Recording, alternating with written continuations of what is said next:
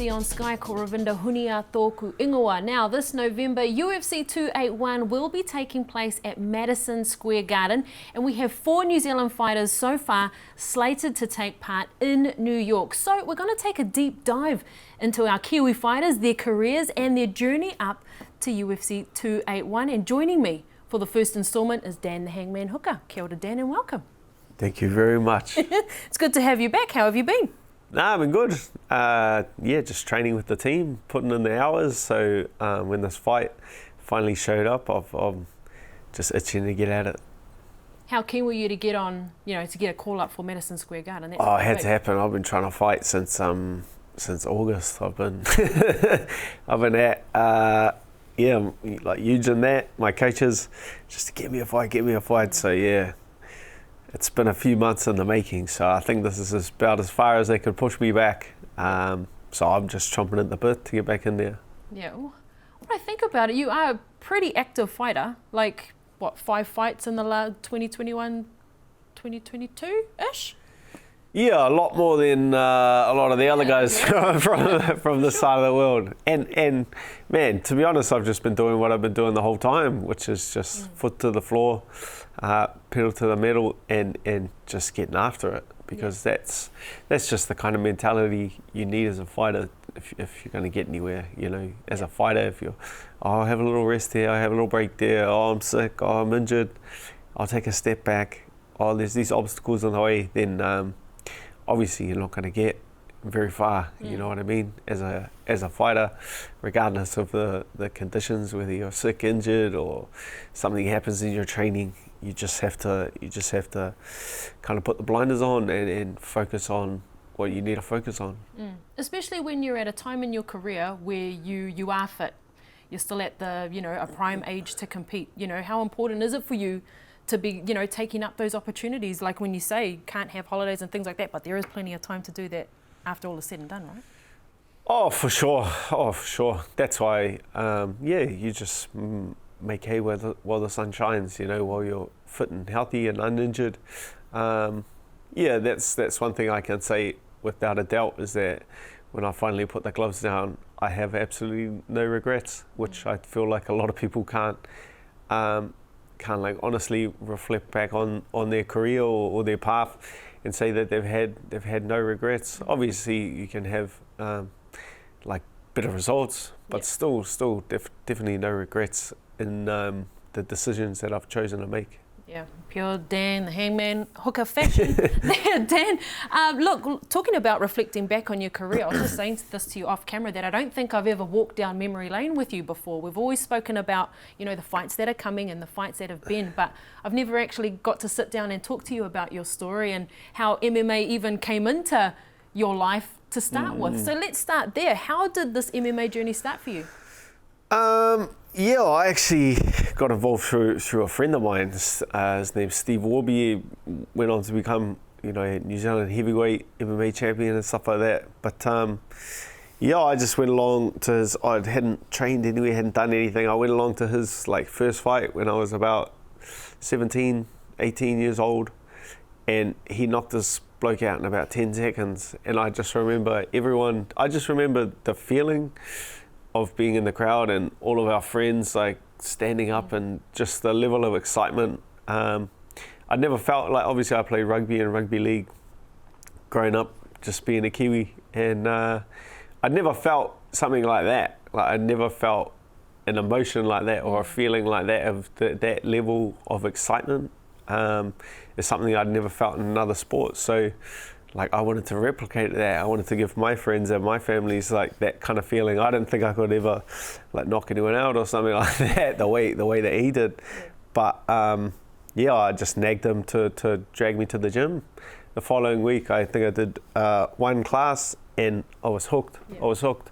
After that, one class, I just kind of sat there for a minute, reflected, and was looks like this is what I'm going to be doing with the rest of my life, and just never really looked back. This is a bit of me.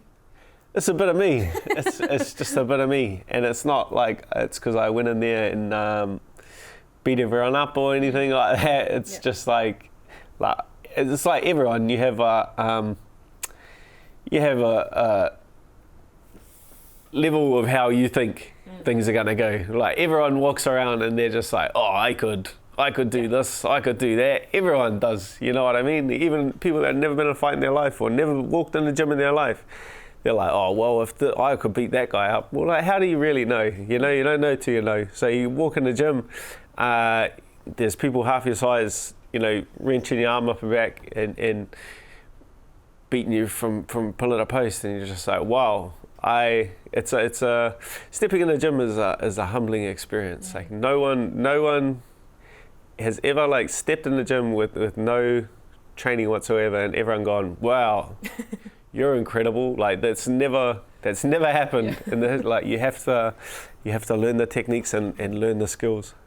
When you eventually got to compete for the very first time, do you think about that moment? Do you remember that moment and how that was? Yeah, I was just a kid. I just turned, I was like a week 19, so I was just still a kid, and I'd say, just full of piss and vinegar, really. Like I was more ignorant of the dangers of the whole situation than anything, and like just went out there and just went berserk. Like I remember, because my first fight was, I was scheduled for an amateur fight, which is like padded and stuff like that, and then my coach came to me a couple of weeks before that, and he's just like, well, how about you want to fight a pro fight in a couple of weeks? And I was just like, yeah, what's pro? And he just said, oh, it's just no shin pads. I said, oh, I don't want to fight shin pads anyway. So yeah, my first fight is on my UFC record. It's the one, like that's one of the fights that you see on my record that's in the UFC, because I'm 19 years old and I started fighting professionally, and I just, if anyone's got the footage, I know Tony Robb has the footage of that, I just go absolutely berserk. But I believe I checked about in about like 40 seconds or something like that. So it worked off. It worked out that time. Do you think that worked in your favour though, like not having an amateur fight and jumping straight into pro? Just different times. Obviously the sport had been developing in New Zealand for a very long time due to some absolute legends that have brought MMA and been growing MMA slowly throughout the years, like Chris Easy, Terry Hill, Carl Weber, like guys like this, Neil Swales have been laying the foundation for the rest of us. So that was like still set, but obviously the path to create MMA as a career and making a living off MMA was still in its infancy. Like we had no one training in New Zealand that was really had been able to become a professional fighter and make a living from mixed martial arts, not like we do into the level that we have found success at this stage. Well, then how did it, I mean, you found the sport, you knew that this was what you wanted to do, but knowing that there wasn't much money in it, and if you want to make a career out of it, what was the draw card? Because at the end of the day, you need money. You need to make some sort of, financial gain from it. So what was it that got you hooked and said, you know what, this is me, I'm going to make this work, and you were still based in New Zealand? Just loved it. Because like obviously I debuted pro and was fighting and stuff like that. But my professional record started out with the 3 wins and 3 losses. So I was on like a dead even. And at that stage, I was kind of like blowing in the wind. I was like, well, I suck at this. There's no career here. Everyone's telling me that I should probably get a real job. I think I did like one day door-to-door sales with my friend who was making good money at the time. Knocked on like one guy's door and he was rude, and I was just like, nah, I'm going back to fight. I said, I want to punch this bloke. I'm back to fighting. And then it was like at that stage I really committed my life to it, which is like a funny stage to commit your life to something when you're like dead even. And I just said to myself, this is what I love, this is what I'm passionate about. I would rather sleep in a gym and be able to train and fight than have millions of dollars doing something that doesn't bring me the same kind of joy that this does. Yeah. And all of this, all the while, I mean, you're based at City Kickboxing, you're running your own gym now, But you weren't at, these gyms didn't exist when you had first started. So what were your gym experiences like coming through? Yeah, obviously just kind of bounced around while training with my original coach, John Olsen.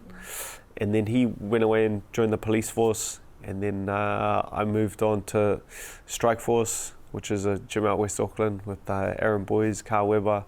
And I trained under them, and they took care of my fights, and it was just a point and shoot situation where I just fought whoever they kind of put in front of me. And then, I went overseas. I shifted off overseas. I went and trained in Vietnam, Thailand, in the US. Before I kind of came full circle and came back to New Zealand and started training at City Kickboxing full time when I moved back. And kind of while I was shifting around overseas and traveling and training, like originally we started, like I wanted to be in the UFC, and I was coming up to my UFC contract. And so we just pulled guys from all over Auckland, kind of just had an open mat format where it was like anyone from any gym can come in the morning, we'll get together, we'll train hard, we'll work together, and because we want to take on the world. We've like had enough butting heads with each other. It's time to kind of unite our expertise and become the best fighters around the world, or the best fighters that we possibly can be. So we were kind of in the transition of that, and then I obviously came up some opportunities to go overseas, and that continued while I was off overseas with the likes of like Eugene Behrman and Doug Viney and stuff like that, and kind of City Kickboxing became that, kept that culture of the best guys working with the best guys going. So once I came back to New Zealand, that was already well on its way to becoming what like the kind of powerhouse gym it is today. Yeah, and of course, when we think about City Kickboxing, I mean, you're a big, you're quite the trailblazer that came out of that gym. Do you think back to when, we see videos now of, the boys like getting a UFC contract and things like that. You got yours, you made your debut in 2014, or so long ago. Do you think back to that moment where you found out and you got that call that you had made the UFC? Just kind of, just no time to like reflect on any of it really. You're just kind of switched into panic mode. I feel like, it's just panic mode, because the culture of the UFC. Like obviously I'd been watching the UFC for a very long time before I actually became a part of the UFC, and just the culture of the UFC is dog eat dog, and that's kind of the environment that we grew up in.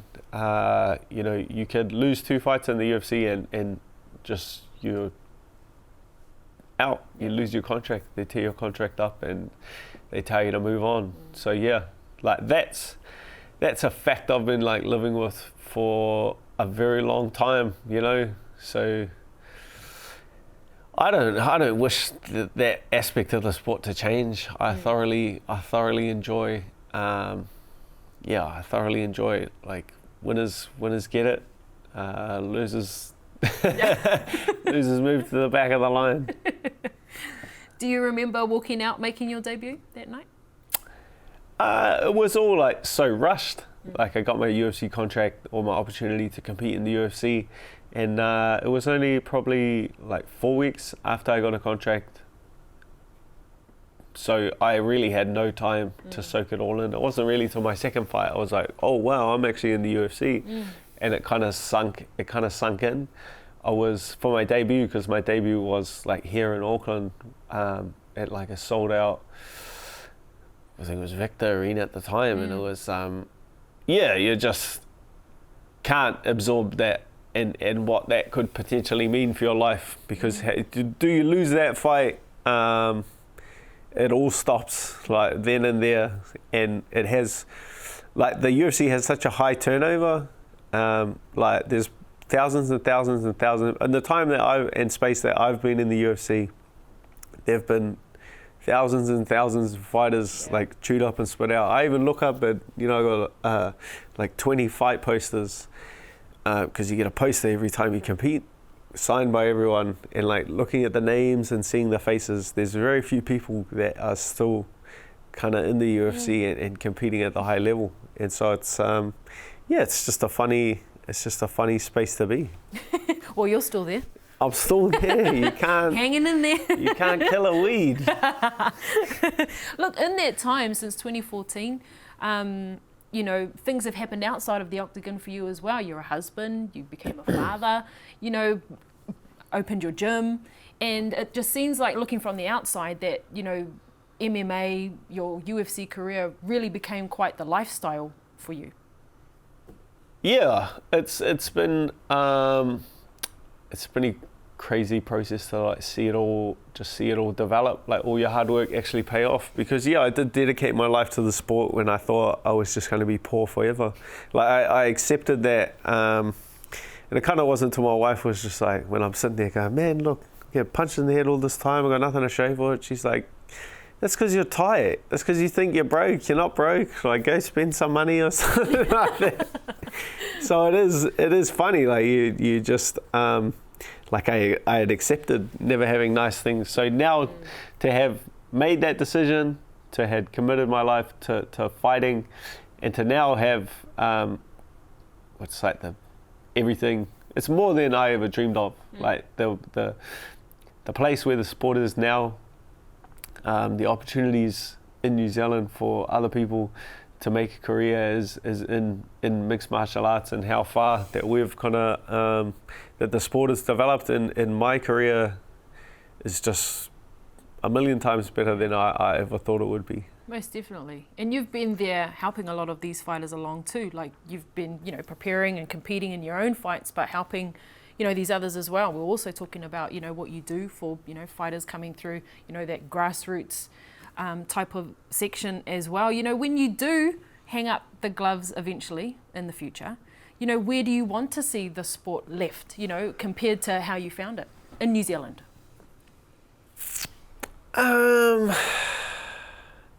That's a difficult question. That's a funny question. There's a lot of there's so many people. There's so many great people like already taking care of the sport. Like people that are a lot smarter than me, a lot more knowledgeable than me, a lot better tacticians and coaches and stuff like that. So I feel regardless, the sport is in very safe hands. And that's it. As long as the sport continues to be safe, then it's going to be directing like our youth in a safe environment. So I'd say that's all it is. Like, this is just this is an incredibly constructive outlet for young people with maybe a bit too much aggression or things like that, and could have wound up in a lot worse circumstances, doing very well for themselves. Yeah, so true. Look, I'll condense it down a little bit more. Might be a bit easier to answer the question. But in terms of you and your involvement at City Kickboxing and those around you, I mean, everyone in the team calls you the captain. So you've set this benchmark in terms of what you've been able to do in your career, trailblaze for other people. What does that mean to you and your journey that you've had with City Kickboxers and these fighters, this pedigree of fighter that's coming out of City Kickboxing? Yeah, I don't really walk around calling myself the captain or that. Like, the other coaches don't really say like that. I'd say it's like just some of the older guys on the team and that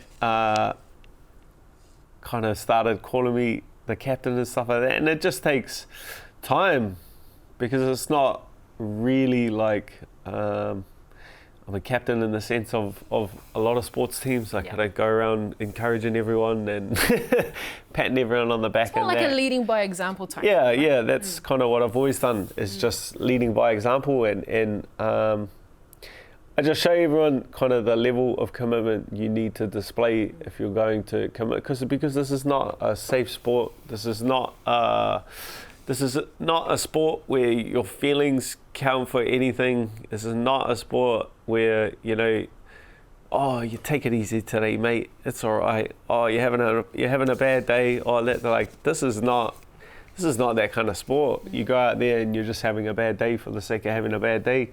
You can get very seriously hurt. So yeah, it's just I kind of show the level of dedication needed to find any kind of success in the sport or to keep yourself safe. And you'll have another opportunity to be able to show that leadership and be that example. UFC 281, of course, it's you and 3 other fighters. Izzy, Brad and Carlos will also be on that card as well. How cool is it to be able to go over to a place like Madison Square Garden and compete with your teammates? Very cool, very cool. It's been a very long time. It's been a hot minute. It's been a hot minute. It's been like, I don't think I've fought on a card. Yeah, with anyone that I've trained with since 2019. Since I think, since UFC Auckland here or UFC Melbourne when we went to the like 56,000 people in Melbourne. So yeah, it's just start fresh. You know what I mean? I've had probably the most amount of time I've held off of my career. I feel the best. I feel the best I've ever felt. Like talking to some of my long-standing coaches, like talking to Carl Weber and stuff like that. And yeah, like you're saying, a lot of other sports people say, oh, 32, you're getting on, but this is not really the case for mixed martial arts. He said, no, you're just, like Carl's opinion is you're just coming into your prime. Because obviously ours is a very physical sport and there's a lot of technique that gets picked up over time. Like a prime 20-year-old, 22-year-old is not going to have the same level of understanding of the sport and learning all the different facets and the technical prowess necessary to compete. And as you know, like when you're in your 30s, like you really settle into that kind of man strength. You know what I mean? I'll take your word for it. I'll call it a bit of dad strength. Yeah. You know what I mean? Yeah. Obviously, you would have been competing at like lightweight for a very long time. I started at lightweight, but if you compare, 22-year-old me to 32-year-old me, if 32-year-old me wrapped his hands around 22-year-old me, I think he'd pop him like a pimple. I don't think it's so I feel like I'm just coming into my prime as an MMA athlete now. Is some of that due to you learning a little bit more about yourself and becoming a bit more assured of who you are and everything you bring into the octagon or into the cage? A million percent. There's so many different there's so many plates that are spinning at the same time in terms of mixed martial arts. And yeah, like a lot of the time when you're just like I was, like a young, hungry, dumb kid that just wanted to go out and fight absolutely everyone. It's based more on like ignorance of anything else, but to understand all of these things, have to process all of these emotions that I've had to process over the years, and it's just a different level of understanding. Like now it's just like a grown man's decision, and I have control of all of these emotions, and I can deal with all of these things regardless of the outcomes. So it is, I feel like I'm in a lot more like powerful of a position. Mm-hmm. Well, looking forward to that card. Preparations obviously are underway for you. So looking ahead to this fight, how is camp going so far, although it's probably just kicked off now? Yeah, just kicking off now. Just like kicking off this week. Obviously I've been training like very hard for the last few months, but now everything we really start putting the nose to the grindstone, and to be honest, I missed it. I missed waking up sore. I missed pushing your body to the absolute limits where it's to the point of where it's shutting down and turning off, which is something that you miss. You miss as a professional athlete. You miss because there's no other reason to push your body to that extremity without having a fight like this on the horizon. So, a lot of the time, maybe in the past when I'm a bit younger, I would have, shied away from that and been like, oh man, I don't want to get that tired. But now I understand what I mean, and I understand that to push your body to the absolute limits, like we're pushing it to, is a real privilege. Like I take it as a real privilege. There are some people on planet Earth that love that stuff. They love being in the grind. By the sounds of it, you are definitely one of them. What do you get out of those, situations, or those times where it's so hard, like you can barely breathe, but then when training is all said and done, are you one of those people that just really thrive over what just happened? Yeah, you get to know what you're made out of. You get to know it's a hard thing. I would say people are capable of so much more than they give themselves credit for. Like just because some people stop when they get tired, which to me is a bit mind-boggling, because getting tired is just getting warmed up. That's like there's so many levels beyond that, and to not know what your mind and your body are like truly capable of is it's like a real shame. And when you see it in other people, you want them to understand what they're capable of. So that's what I do, like as a coach and as a training partner, is to push people to places that they don't necessarily want to be pushed. But once you've been there, you can't unfeel that. Like once you've pushed yourself to the absolute limit, then just training normally, it'll start to eat away at you a bit, and you'll start to miss that level of exhaustion. In a good way. You just know once you know what you're capable of, once you drive a car, super fast, then just driving the speed limit's not the same. It doesn't give you the same feeling. Yeah.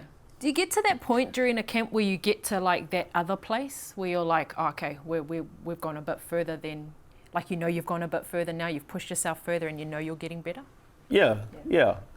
I've been there many times. I know, like it's the same thing. I know what that feels like. So if you don't push yourself to that level in training, like maybe you start to ask yourself, like you can't step inside that octagon and have that little voice in the back of your mind start asking you questions, start going, did you really train hard enough for this? Did you? Because those questions will always be there. Are you sure? Like that little voice in the back of your head will always answer those questions. Now you can silence them by ticking as many boxes as you possibly can. So there's 100 boxes, if you tick all 100 of them, like I'm sure that voice will still come up with others, but it quiets them down a lot by pushing your body to the absolute extremes, and to know what you're truly capable of.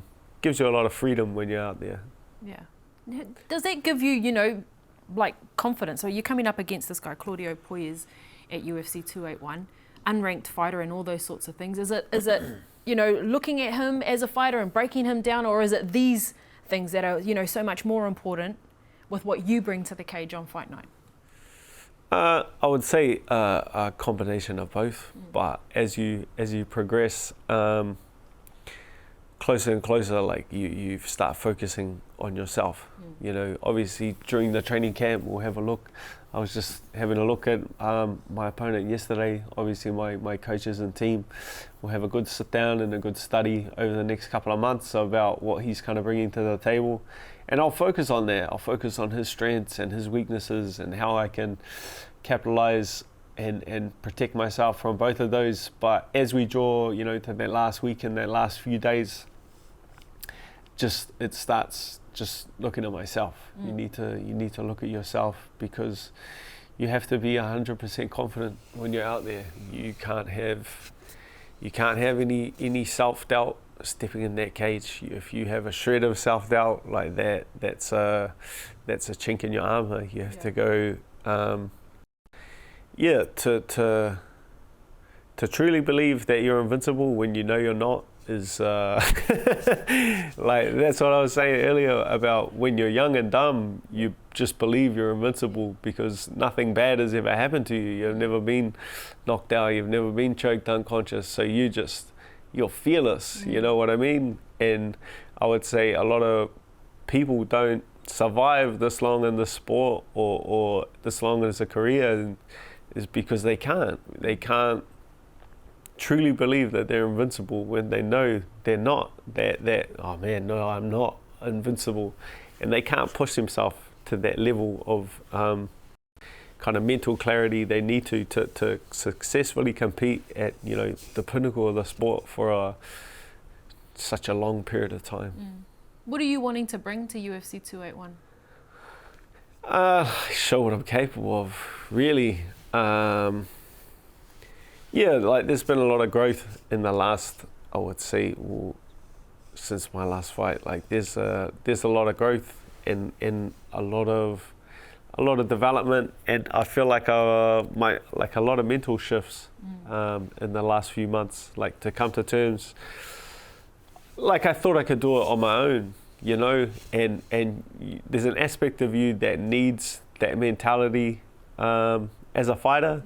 It's just, as I was saying earlier, like regardless of whatever happens, you need that level of confidence. You need to believe that you can do it on your absolute own. But yeah, I'm at the point now where like I know how important my team is and how big of a role that my team plays in my success. And you can see that in you know, my other teammates' successes, because they invest equally in you know, the coaches and the training and what the guidance from these other people as they invest in themselves. So I can learn from my teammates around me and take the time more to invest into my team and to invest into my coaches and to take their wisdom and their knowledge on board a lot more than I have done in the past. Was that a realization that came off your last fight against Arnold Allen? I would say of the last few, and obviously I've corrected a lot of those things since then. You know, I was you know, because I kind of got myself in the UFC and had been dealing with the UFC myself and just doing it myself. Yeah. Just whoever's name the UFC sent to me, I would just, I can beat this guy, sign the dotted line and jump in there and get him. But yeah, now I have my coaches, Eugene and that, dealing with the UFC, so now I was just taking too much on board and now I've been able to let a lot of that stuff go, and now I just get to focus on myself as an athlete and as a fighter, and it's just given me a lot more time, obviously, but a lot more just freedom to just go back to just being a fighter the way I was when I was a lot younger, and that just gives you a lot of clarity. Nice one. Well, look, Dan, I'll stop it there. I could carry on talking with you about this for ages, but we'll run out of time. But thank you so much for that. It's been nice walking down memory lane with you and finally having this corridor with you, and no doubt I'll catch up with you again before UFC 281, but all the best in training camp. Thank you very much.